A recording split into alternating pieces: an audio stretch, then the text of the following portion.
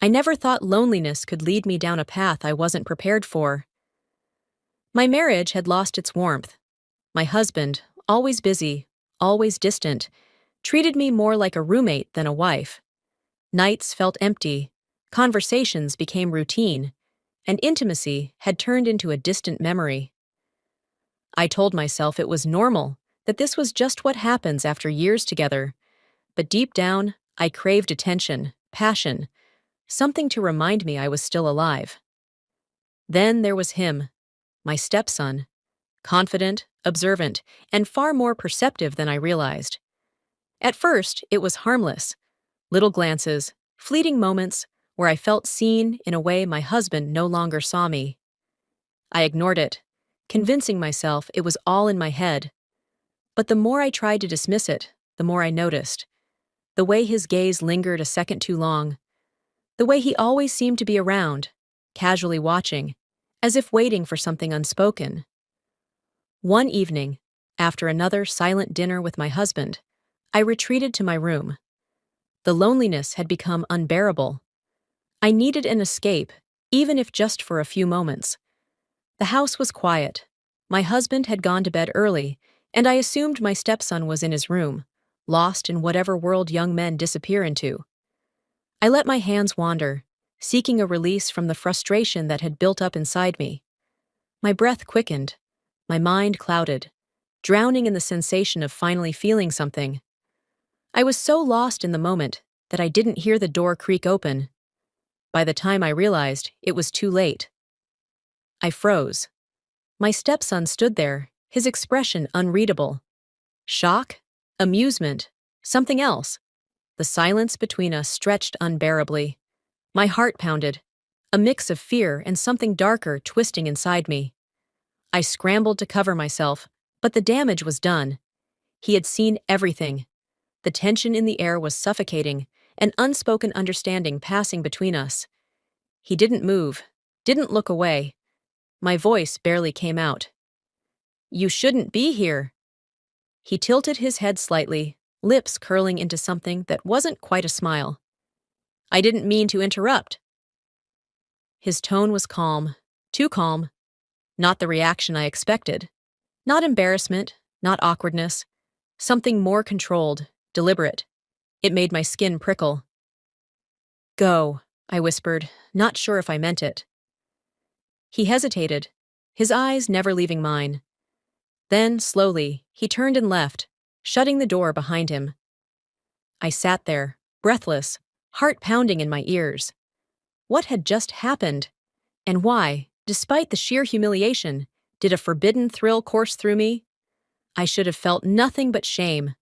But instead, I lay awake for hours, replaying the moment over and over, my body still aching from what had been left unfinished. The next morning, I avoided him. I couldn't even look in his direction without feeling the heat rush to my face. My husband sat across from me at breakfast, scrolling through his phone, completely oblivious. If he had any idea what had happened the night before, what his son had seen, everything would be over. I focused on my coffee, hoping to steady my nerves, but I could feel his eyes on me. He wasn't avoiding me. If anything, he was watching me even more closely than before. Every glance, every shift in his chair felt deliberate. He was testing me, waiting to see how I would react. "Everything okay?" My husband's voice broke through the tension. I forced a smile. "Yeah, just didn't sleep well." My stepson let out a quiet chuckle, barely audible, but enough to send a shiver down my spine. He knew. He knew exactly what he was doing. The rest of the day, I tried to keep my distance, but it was impossible. He always seemed to be there, standing too close when I reached for something, brushing against me in the hallway. Accidental, yet intentional. The air between us crackled with something dangerous, something neither of us spoke about, but both of us felt. That night, as I cleaned up in the kitchen, he leaned against the counter, watching me. I pretended not to notice, but my hands trembled as I rinsed the dishes.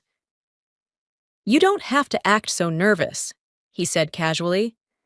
I froze for half a second before forcing myself to keep moving. "I don't know what you're talking about." His smirk deepened. Last night. My breath caught. I turned to face him, trying to keep my expression neutral, but the look in his eyes undid me. He wasn't embarrassed. He wasn't ashamed. He was intrigued. I swallowed hard. That was a mistake. He took a step closer. Was it? I should have shut it down right then and there. I should have put an end to whatever was happening before it spiraled out of control. But I didn't. I just stood there, letting the tension build, letting his words linger in the space between us.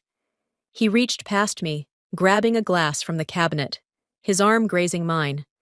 It was the smallest touch, but it sent a jolt through my entire body. I clenched my fists. This can't happen. He didn't move away. Then why aren't you walking away? I had no answer. Because the truth was, I didn't want to. Because for the first time in years, I felt seen, wanted. And that terrified me. Before I could say anything else, my husband's voice echoed from the other room. Babe, you coming to bed? Reality crashed down on me. I stepped back, forcing distance between us. My stepson just watched me, eyes filled with something unreadable. I turned and walked away, but I could still feel his gaze burning into me long after I was gone. The next few days were unbearable. Every moment alone with him felt like a ticking time bomb.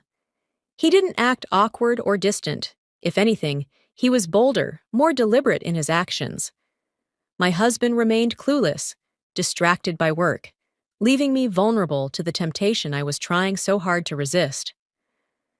One evening, my husband announced he'd be out of town for a couple of days.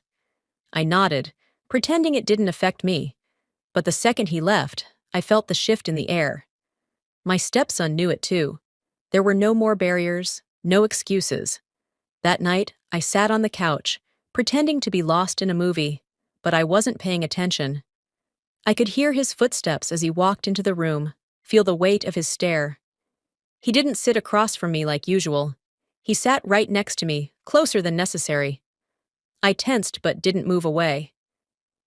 Still pretending nothing's happening? He asked, his voice smooth, almost teasing.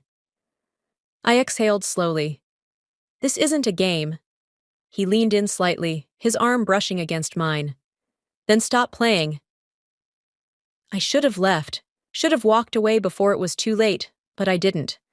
I stayed, trapped in the dangerous pull between us. His fingers traced the side of my hand, barely touching, yet sending shivers up my spine. I turned to face him, and for a moment, neither of us spoke. The tension was unbearable, the space between us shrinking by the second. This is wrong, I whispered. His gaze darkened. Then why do you want it? I had no answer.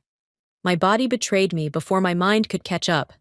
The moment his hand slid to my thigh, I forgot every reason I had to resist. It was reckless, forbidden, but I had never felt more alive. I surrendered to the pull, to the fire that had been simmering between us for too long. Every touch ignited something I had buried for years. It wasn't just about desire. It was about feeling wanted, feeling seen in a way I hadn't in so long. For a split second, a voice in my head screamed at me to stop. But that voice was drowned out by the way he looked at me, the way he made me feel. Lines blurred, boundaries shattered, and by the time I realized how far we had gone, there was no turning back. Hours later, as I lay there staring at the ceiling, reality came crashing down. The weight of what had just happened settled over me, suffocating and exhilarating all at once. I had done the unthinkable, but what terrified me more wasn't the regret. It was the fact that I didn't regret it at all. Morning came too soon. I woke up tangled in sheets that weren't mine, the weight of reality pressing down on me. My body still remembered every touch, every whispered word, but my mind was already spiraling. What had I done? I turned to look at him, still asleep, his expression relaxed, peaceful. He had no regrets. I envied that. My heart pounded as I slid out of bed, grabbing my clothes in silence. Every move felt like a betrayal, not just to my husband, but to the life I thought I had. As I stepped out, the guilt hit me like a tidal wave. But underneath it, buried deep, was something else. A thrill I couldn't ignore. I had never felt more alive than I did last night. I tried to act normal, but he didn't. At breakfast, he was different. Confident. Possessive. He watched me with an intensity that made my pulse race. He wasn't just some mistake I could erase. He knew it, and he wanted me to know it too. My husband called later that morning, his voice pulling me back to reality. He talked about his trip, about work, about everything except the fact that his wife had betrayed him in the worst way. I forced myself to respond like nothing had changed, but everything had. When I hung up, my stepson was there, leaning against the doorframe. His smirk sent a shiver through me. "You're thinking too much," he said. I crossed my arms, trying to put distance between us. "Because this is insane," he shrugged. "Maybe, but it happened." I swallowed hard. "It can't happen again." He stepped closer. "You sure about that?" I wasn't. That was the problem. I wanted to say yes, to end it before it spiraled even further, but I knew myself too well. The line had been crossed, and there was no going back. For the rest of the day, I avoided him, but it didn't matter. The damage was done. Every time I closed my eyes, I felt his hands on me. Every time he walked by, my body reacted before my mind could stop it. That night, my husband came home. He kissed me, told me he missed me. I forced a smile, playing the part of the devoted wife. But my stepson stood behind him, watching me with eyes that held a secret only we knew.